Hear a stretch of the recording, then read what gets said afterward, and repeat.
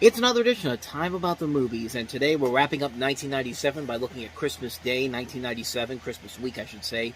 Um, like I said yesterday, we're going to be covering half the movies on this list, and we'll save the other half for next week.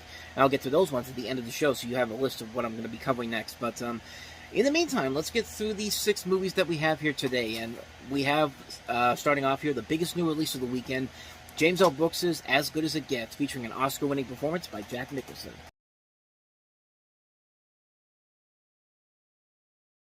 I mean, the trailer there pretty much shows you everything you need to know about this movie. Jack Nicholson plays a cranky, bigoted, obsessive-compulsive writer who finds his life turned upside down when his neighboring gay artist friend, Simon, played by Greg Kinnear, is hospitalized and his dog is entrusted to him.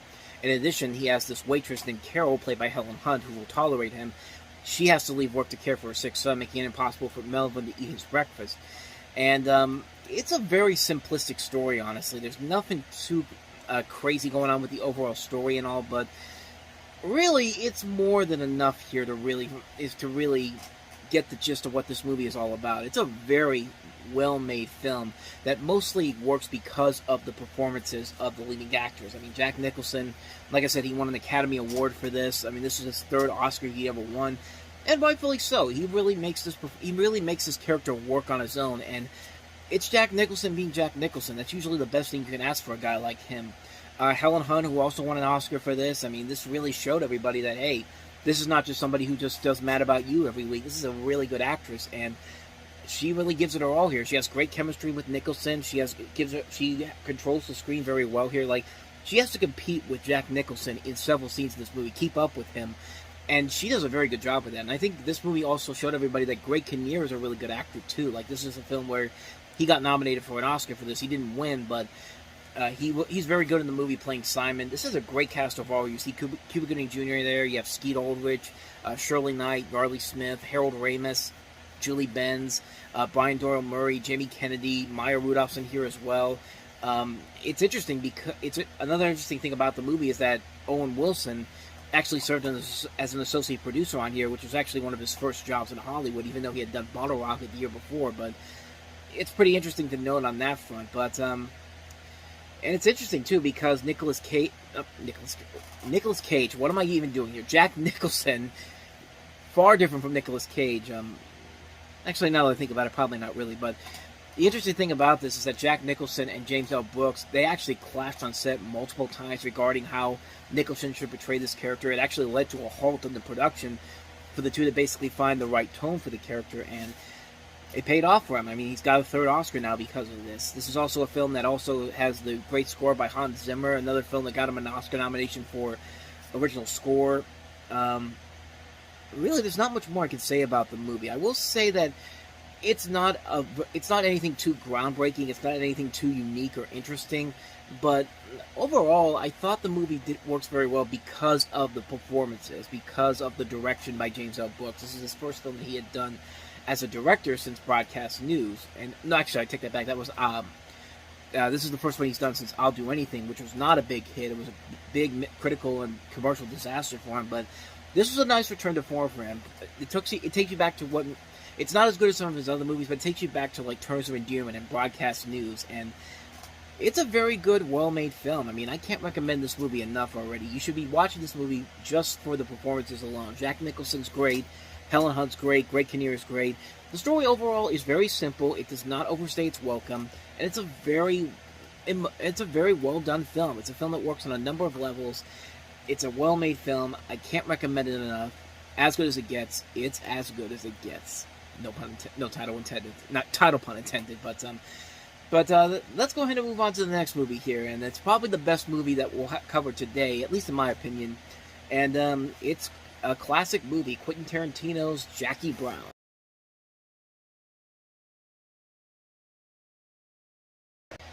I mean, like I said before, man, this goes back and forth between this and Pulp Fiction as my all-time favorite Quentin Tarantino movie. I mean, it really does go back and forth. One day it's Pulp Fiction, one day it's Jackie Brown. Right? I give the edge a little bit to Jackie Brown now because it just made me realize how good of a director Quentin Tarantino really was, and how just immersive he can be as a filmmaker. Which Pulp Fiction really did impress me a lot, but this is a movie that I always go back to more than I would ever say about Pulp Fiction. And I do go back to Pulp Fiction a lot, but Jackie Brown I go back to a little bit more. As you can tell, Pam Grier stars as Jackie Brown, the stewardess who smuggles money from Mexico to Los Angeles for this arms dealer played by Samuel L. Jackson. And when she gets caught by these agents, one of them played by Michael Keaton with $10,000 in cocaine in her purse, they propose a deal to her to help them arrest Ordell in exchange for freedom. Meanwhile, Ordell's asking this 56-year-old man, bail bondsman played by Robert Forster, to release Jackie Brown with the intentions of eliminating her. And Jackie suspects Ordell's intentions and plots this complicated confidence game with Max to steal $500,000 from Ordell. And the cast, I mentioned Samuel L. Jackson, I mentioned Robert Forster, Michael Keaton. I haven't mentioned Robert De Niro or Bridget Fonda in this movie, who I think are both very good as well. But this movie is mainly a star showcase to show how good Robert Forster and Pam Grier are. I mean, these are two phenomenal performances, and they revitalized both the careers of these two actors who hadn't been cast in a lead role in a many number of years. Pam Grier was in a lot of blaxploitation films, and it's the only feature-length film that he's ever adapted from another person's work, as this is based off of a book by Elmore Leonard, which, incidentally, the Michael Keaton character is actually a character that also appears in another Elmore Leonard-inspired production, Out of Sight, which came out the following year, and I thought that was pretty interesting, considering that's from another studio.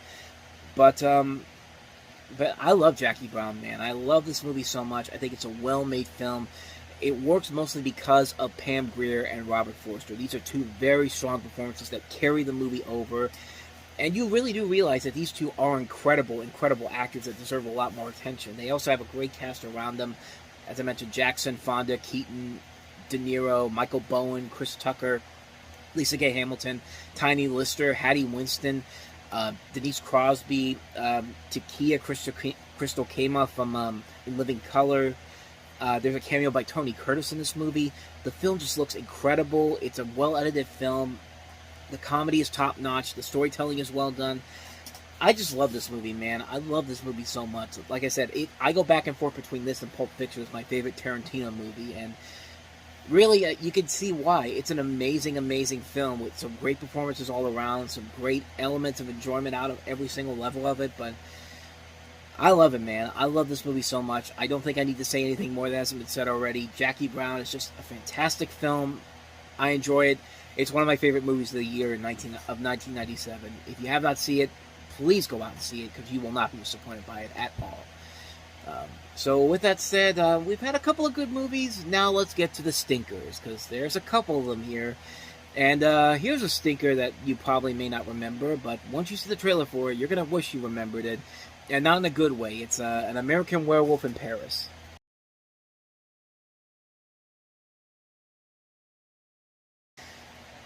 God, this movie is awful, and you don't even need me to tell you about it. John Landis can tell you straight up how bad this movie is, because he was really disappointed by this film.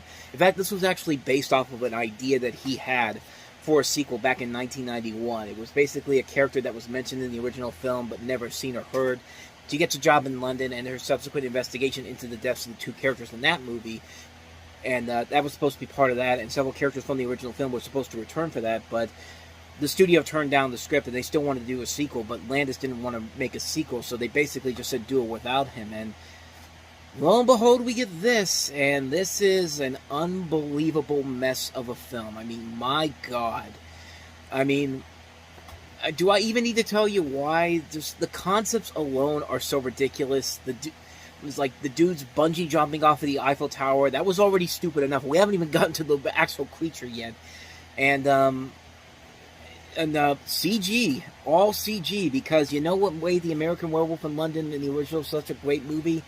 CG. No, actually it did not. It was because it used practical effects that are still effective even for over 40 years later, and these things were almost dead on arrival. I mean, this whole movie is a clusterfuck. This is a movie that is just a mess on so many levels. It's just like, whoever wrote this movie, whoever put this together, just hated it, just wanted to do something that was not intentionally scary whatsoever. It wasn't intended to be clever. It wasn't intended to be funny. It wasn't intended to be smart or anything like the original. It's because the original American Werewolf in London still holds up to this very day. The horror elements still hold up. The practical effects are still effective even after all these years. The comedy is well put in there, even despite the fact that it's a straight up horror movie. But then again, that's why you have John Landis there at his peak. But this is just a nightmare on so many levels. This is a film that is just a huge, huge mess with the wasted talents of Tom Everett Scott from That Thing You Do and Julie Delpy from the B4 series. Like, Julie Delpy's at least trying in this film, but even then, she just can't save it, man. And don't even get me started on the CG in here. The CG is just abysmal. I mean, the CG as a whole is just terrible, and I'm sorry. You're never going to be able to top the practical effects that they did back in the 1980s. I'm not just talking about with American Werewolf in London. I'm talking about with other movies. The Howling, which, you know what? The Howling had a better representation of what this movie was trying to do. This one has good ideas, but just bad execution. But if you want to see this kind of a story done well with a female werewolf, watch The Howling from 1981, directed by Joe Dante. That's a better representation of what this movie was trying to be than this film. This film is a complete insult to the original American Werewolf in London, and it's an insult for the studio, for Disney, who put this out. I mean, this is a studio that saw Scream do success so well last year in '96. They said, you know what, we're going to put another horror movie out there because clearly the demand is there, even though Scream was a lightning in a bottle moment and Scream 2 was another success. But horror movies do not do well over Christmas. I don't understand why people don't do that, because this is not the first time this has happened, nor will it be the last time that this happens. And, I mean, really, do I need to say anything more about this movie? It's a terrible, terrible movie. It's a bad movie. Avoid it like the plague. And American Werewolf in Paris, just avoid it like the plague. Plain and simple. So, with that said, on to our next movie, and that is Kevin Costner in The Postman.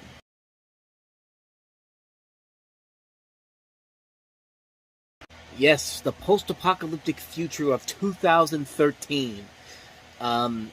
Yeah, way to date stamp that real quickly, Kevin. Yeah, I don't know what the hell Kevin Costner was thinking with this movie. This is not a good movie whatsoever. It's an over 3-hour movie that is completely pointless. It's a dull movie. It's a boring movie. You thought Waterworld was bad? This is the worst thing Kevin Costner has ever done as a filmmaker. This is a movie that is just... It's just a mess, man. It's just a mess on so many levels. It's a film that's just awful, uninspired, unwatchable. It's a film that has two good writers on it, Eric Roth and Brian Helgeland. Brian Helgeland just wrote L.A. Confidential, and this is the end result of it. What more do I got to say? This is a terrible movie. This is a movie that The Simpsons pretty much summed it up nicely for you, but... yeah, thank God Kevin Costner's done a whole lot better since this, because this is a film that probably would have killed his career if he had just stopped right here. And yeah, I think we're done here. Let's go ahead and move on to our next misfire of this holiday weekend, and that is Leslie Nielsen in Disney's Mr. Magoo.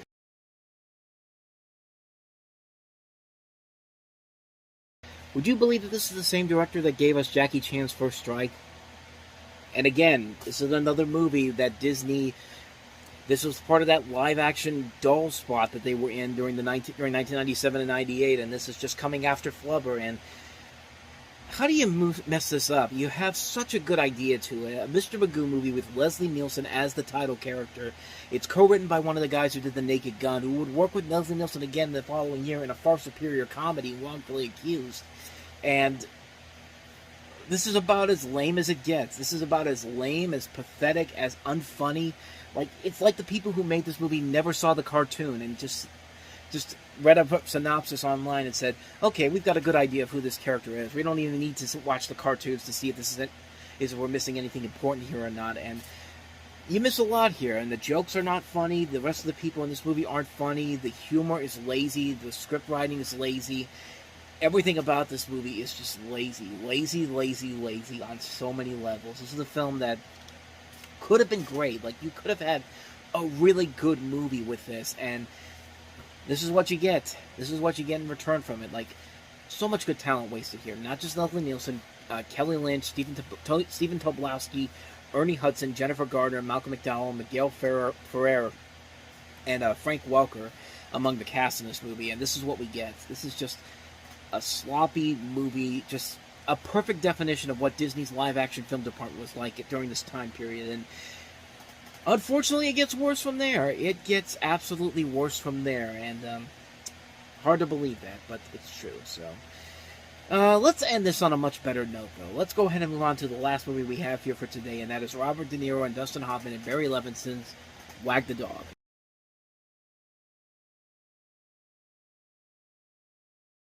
So Wag the Dog is based off of this book by Larry Bainhart called American Hero, and basically the plot right there, you have a spin doctor and a Hollywood producer who basically have to fabricate a war in Albania to distract voters from a presidential sex scandal, which, coincidentally enough, this came out 1 month before the infamous Clinton-Lewinsky scandal, and also the subsequent bombing of the pharmaceutical factory in Sudan by the Clinton administration, and that is later that August, which there's a lot of things that happen that are very convenient compared to this movie. The comparison was also made when the Clinton administration initiated a bombing campaign on Iraq during Clinton's impeachment trials. And then the spring of '99, there was an administrative intervening in the Kosovo War and infiltrating a bombing campaign against Yugoslavia, which coincidentally bordered Albania and contained ethnic Albanians. I mean, so there was a lot. There's a lot that you could probably put into that compared to what was going on at the time period, but it still made for a really good movie. I mean, this is Barry Levinson returning to form after a couple of movies that did not perform as well as he probably wanted to.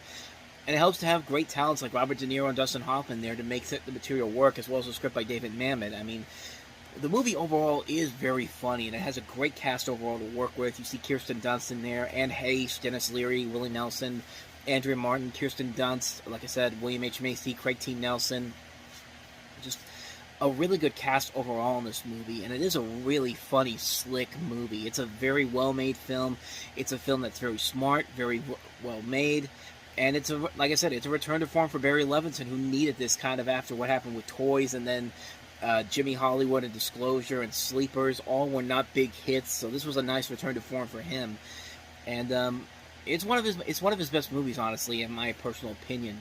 I really like this movie a lot, and it's a very fun film. It's a very well-made film, headlined by Robert De Niro and Dustin Hoffman. They really do keep the movie together. I can't recommend this movie enough. Great film.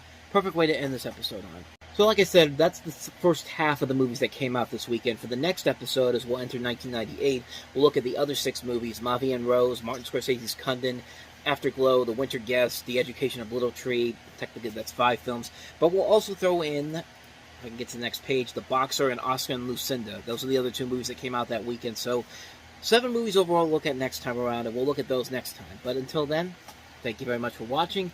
If you want to see more videos like this, please hit the playlist on the next page, check out the previous episode, and also don't forget to hit the like and subscribe button if you want to see more videos like this. So with that said, thank you so much for watching. I will see you guys next time, but until then, as always, take care.